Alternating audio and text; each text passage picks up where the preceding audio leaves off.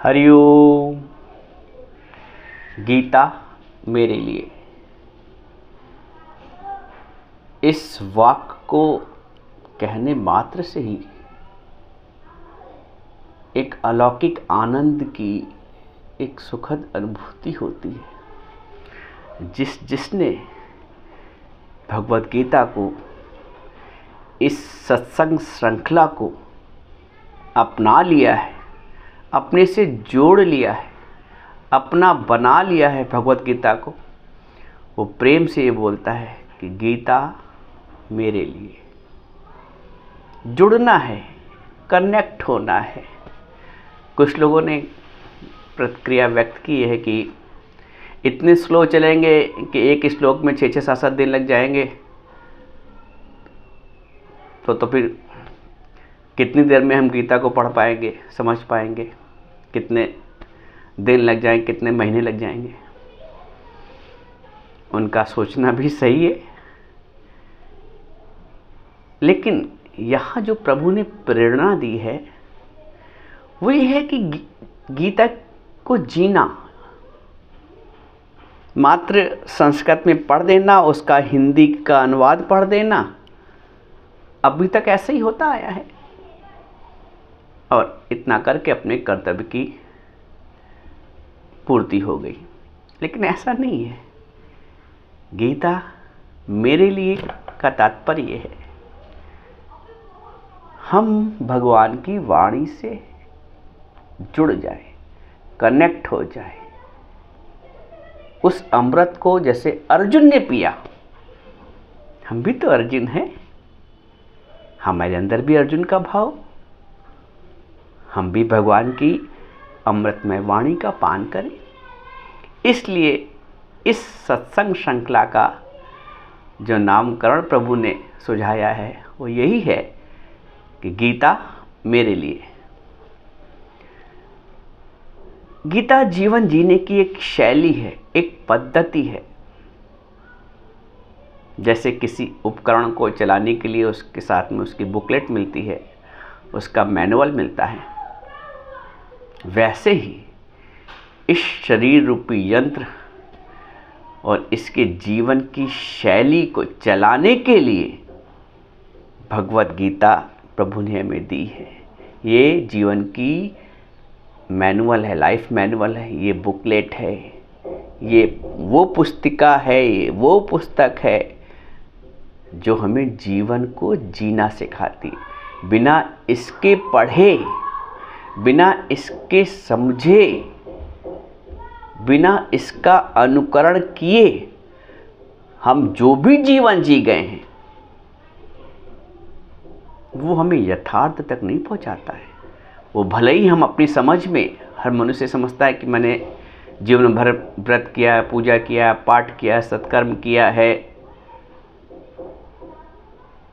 इतना करके वो संतुष्ट रहता है। वो समझता बस यही जीवन है, और अधिक हुआ तो सेवा सत्कार भी कर लिया। वो समझता है कि यही जीवन है। नहीं, इन समस्त सत्कर्मों के करने के पश्चात भी जीवन के उद्देश्य की पूर्ति नहीं होती है। जीवन के उद्देश्य पहले तो जानना पड़ेगा कि क्या है। मात्र कर्म करना, कुछ लोग कर्म की बहुत दुहाई देते हैं। उन्होंने खाली इतना आपसे अगर बोल दिया कि कर्म तो करना पड़ेगा, इतना कहे कि वो ये समझते हैं कि हमने गीता का समस्त उपदेश, संपूर्ण गीता का सार आपको दे दिया। लेकिन उन्होंने ना कर्म को समझा है, ना कर्म के मर्म को समझा है, ना कर्म के उद्देश्य को समझा है।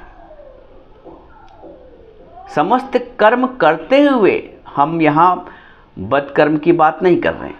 हम मान लीजिए सभी व्यक्ति सत्कर्म कर रहे हैं, थोड़ी देर के लिए स्वीकार करते हैं कि सभी व्यक्ति सत्कर्म कर रहे हैं, आजीवन सत्कर्म किया है।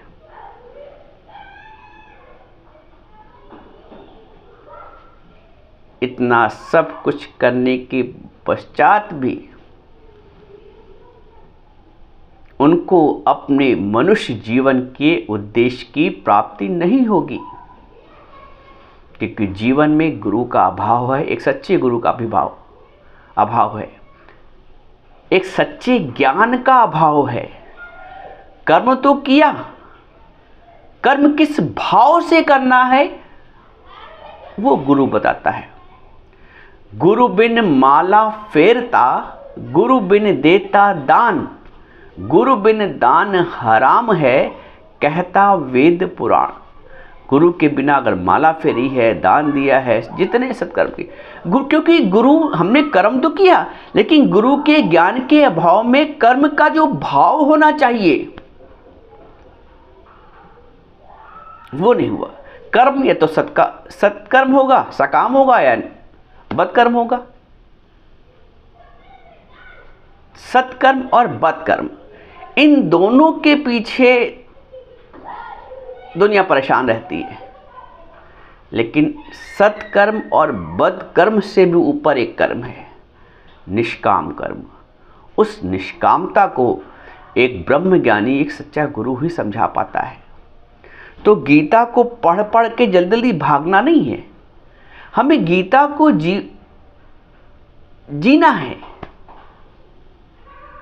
एक एक श्लोक का मर्म अभी तक हम खाली सुनते आए या पढ़ते आए, लेकिन इस सत्संग श्रृंखला में हमने मानसिकता पढ़ी है। हम उस पृष्ठभूमि पे आ रहे हैं जिस पृष्ठभूमि में महाभारत जैसे युद्ध का आरंभ हुआ और भगवान की अमृतमय वाणी किस परिस्थिति में निकली, उस जीवन शैली को, उस क्षण को जीना समझेंगे। कैसे उस वक्त हुआ, क्या फीलिंग्स थी, क्या अनुभूति थी, क्या मानसिकता थी धृतराष्ट्र की, क्या मानसिकता थी दुर्योधन की, क्या मानसिकता थी गांधारी की, क्या मानसिकता थी माता कुंती की, क्या मानसिकता थी समस्त पांडवों की, क्या मानसिकता थी विशेषता अर्जुन की, और किस परिस्थिति में भगवान के मुख से इस अमृतमय वाणी की धारा बही है। जब हम उस मानसिकता के स्तर पे आ जाएंगे तब वो अनुकरणीय होगा, तब वो अनुभवपूर्ण होगा। इसलिए मैं कहता हूं कि अनुभव करना है, अध्ययन नहीं करना है। अनुभव के पथ पर हम लोग निरंतर बढ़ते रहें और दूसरों को बढ़ाते रहें, ये निष्काम कर्म करते रहें।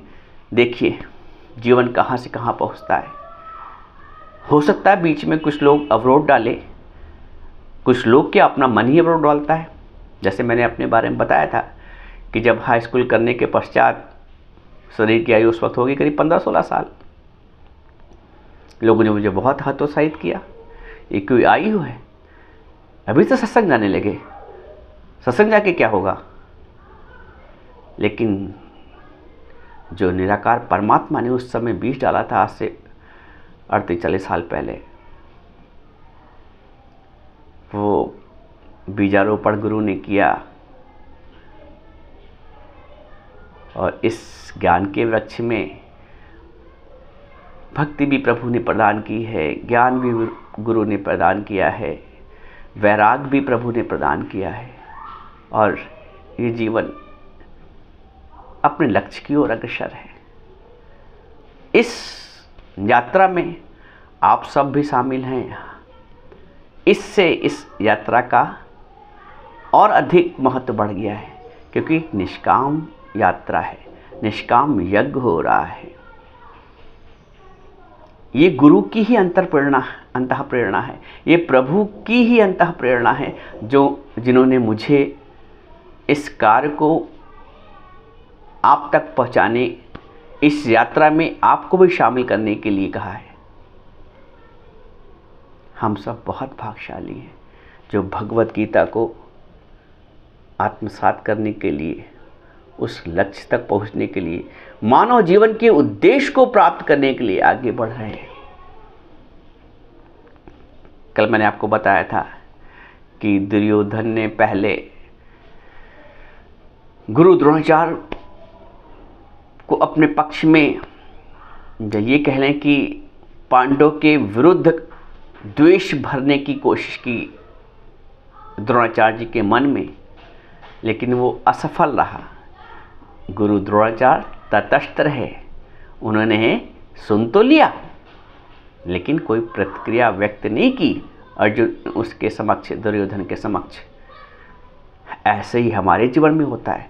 लोग अक्सर घर के बड़ों से एक दूसरे की लगाई बुझाई करते हैं, लेकिन उस वक्त हमें उस लगाई बुझाई करने वाले की बात तो सुन लेनी है, प्रतिक्रिया कोई नहीं व्यक्त करनी जब तक सत्य की जानकारी ना हो जाए। इसलिए वहाँ पे गुरु द्रोणाचार्य आपको बनना है, आपको धैर्य रखना है, आपको किसी की बातों में नहीं आना है। उस वक्त आप द्रोणाचार्य बन जाइए। देखिए, भीष्म जब पक्षपात करेंगे तो आप भीष्म बन जाएंगे, अज्ञान का साथ देंगे तो आप भीष्म बन जाएंगे,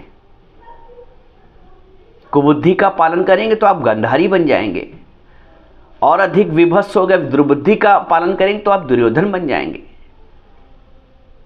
आप जब तटस्थ रहेंगे तो आप गुरु द्रोणाचार्य बन जाएंगे। इसलिए मैं कह रहा हूं कि इसको जीने का प्रयास करो। महाभारत का युद्ध, महाभारत के पात्र हमारे जीवन से जुड़े हुए हैं।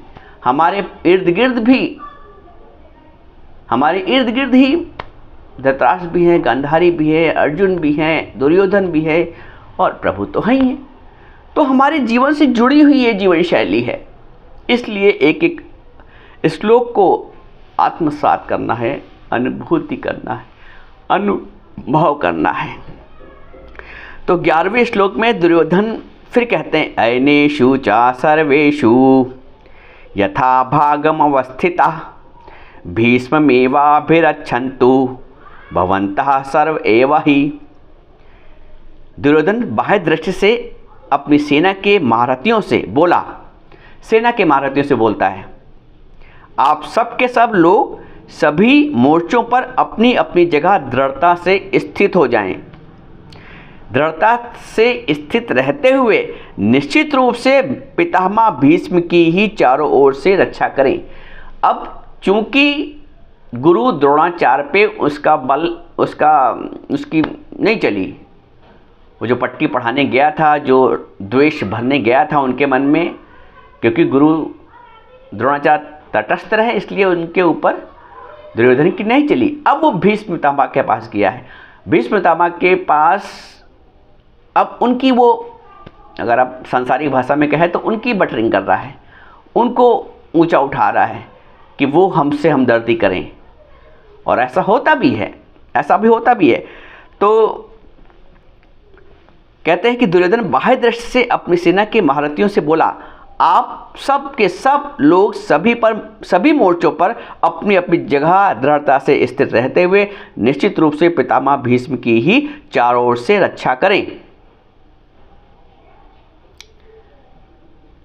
अब पितामह भीष्म उसकी बातों में आ गए, दुर्योधन की बातों में आ गए। गुरु द्रोणाचार्य नहीं आए, लेकिन क्योंकि भीष्म पितामह क्यों आ गए इसका भी कारण है, समझो। भीष्म पितामह गुरु द्रोणाचार्य का विद्या का संबंध था, वो तटस्थ रहे। भीष्म पितामह का कौटुंबिक संबंध था, पारिवारिक संबंध था, मोह का संबंध था, वो उनकी बातों में आ गए। तो जहां जहां आप मोह प्रधान होते हैं, इसलिए गुरु कहता है मोह से ऊपर उठो, प्रेम का भाव हो, समभाव हो, समदृष्टि हो, लेकिन मोह दृष्टि न हो। क्योंकि मोह दृष्टि में आकर, मोह भाव में आकर सिर्फ अन्याय होगा, पक्षपात ही होगा। अब पुत्री और बहू में अगर मोह की दृष्टि है तो ऐसा हो नहीं सकता कि आप पक्षपात ना करो, वो स्वाभाविक है। वहां विकार प्रधानता आ जाती है, वहां मोह प्रधानता आ जाती है, वहां कौटुंबिक संबंध आ जाता है, वहां घनिष्ठता आ जाती है, वहाँ पक्षपात हो जाता है। तो धृतराष्ट्र जी का कौटुंबिक संबंध था, पारिवारिक संबंध था, इसलिए वो मोह दुर्योधन की बातों में आ गए और उन्होंने आवेग में आकर शंखनाद कर दिया युद्ध के लिए। आगे लिखते हैं कि उस दुर्योधन के हृदय में हर्ष उत्पन्न करते हुए कौरवों में वृद्ध प्रभावशाली पितामह भीष्म ने सिंह के समान गरज कर जोर से शंख बजाया। उद्वेग में आ गए, जोश में आ गए। कारण मोह, क्योंकि भीष्म पितामह उभय पक्षपाती थे ना, दोनों का था। इस अगर उधर खड़े होंगे तो उधर का मोह जागृत हो जाएगा और इस इधर खड़े हैं तो इधर का मोह जागृत हो जाएगा। इसे बोलते उभय पक्षपाती। आपको उभय पक्षपाती नहीं होना है, क्योंकि उभय पक्षपाती होंगे ना और ज़्यादा अपने उसमें बंधे होंगे ना तो आप अन्याय ही करोगे। अब इतने इतने कांड हुए पांडवों के साथ, द्रौपदी के साथ, भीष्म पितामह कुछ नहीं कर पाए। तो ये जो स्थिति है भीष्म पितामह की, वैसे तो बड़े योग्य थे, बड़े ज्ञाता थे, समस्त शास्त्रों के ज्ञाता थे, लेकिन ये उनकी व्यक्तिगत उपलब्धियां थी। मोह ने उनको भी बांध रखा था, उनके सांसारिक नियमों ने उनको भी बांध रखा था। यहाँ पे उनके पास सहजता नहीं थी। ज्ञान से सहजता आती है, ज्ञान से सरलता आती है, ज्ञान में बंधना नहीं होता है, ज्ञान में आसक्ति नहीं होती है। ज्ञान के अभाव के जो कर्म हैं वो उस वक्त भीष्म पितामह जी ने किए। उस वक्त ज्ञान से सभी परे थे, ज्ञान से सभी दूर थे, इसलिए सबके जो कर्म हुए वो अज्ञान में हुए। इसलिए ज्ञान का महत्व है। ज्ञानमय कर्म हमको जीवन की शैली प्रदान करते हैं, ज्ञानमय कर्म हमको जीना सिखाते हैं, ज्ञानमय कर्म हमको परिवार में रहना सिखाते हैं, ज्ञानमय कर्म हमको आटा गूंदना भी सिखाते हैं, हमको सब्जी काटना भी सिखाते हैं, हमको सब्जी बनाना भी सिखाते हैं। ज्ञानमय कर्म भगवत भाव से होते हैं, ज्ञानमय कर्म भगवत भाव से होते हैं। ज्ञानमय कर्म उसमें अगर आप अपनी शरीर की सेवा कर रहे हैं, उसको मालिश कर रहे हैं, उसको वस्त्र पहना रहे हैं, तो लग रहा कि प्रभु की सेवा हो रही है। आप घर में सफाई भी कर रहे हैं, झाड़ू बुहारी भी कर रहे हैं भगवत भाव से, तो वो भी प्रभु की सेवा। ये है ज्ञानमय कर्म। गीता हमें ज्ञानमय कर्म सिखाती है। ज्ञानमय कर्म, फिर अर्जुन ने ज्ञानमय कर्म किए। जिसको जिसको ज्ञान की प्राप्ति नहीं हुई उसने अज्ञानमय कर्म किए, और जिसको ज्ञान की प्राप्ति हो गई उसने ज्ञानमय कर्म किए, और ज्ञानमय कर्म करने के पश्चात विजय प्राप्त की। हमारा भी प्रारंभिक उद्देश्य, सबसे पहला उद्देश्य ज्ञान की प्राप्ति है। ऑपरेशन करने से पहले डॉक्टर को सर्जरी के ज्ञान की आवश्यकता होती है। बिना ज्ञान के कैसे ऑपरेट कर देगा?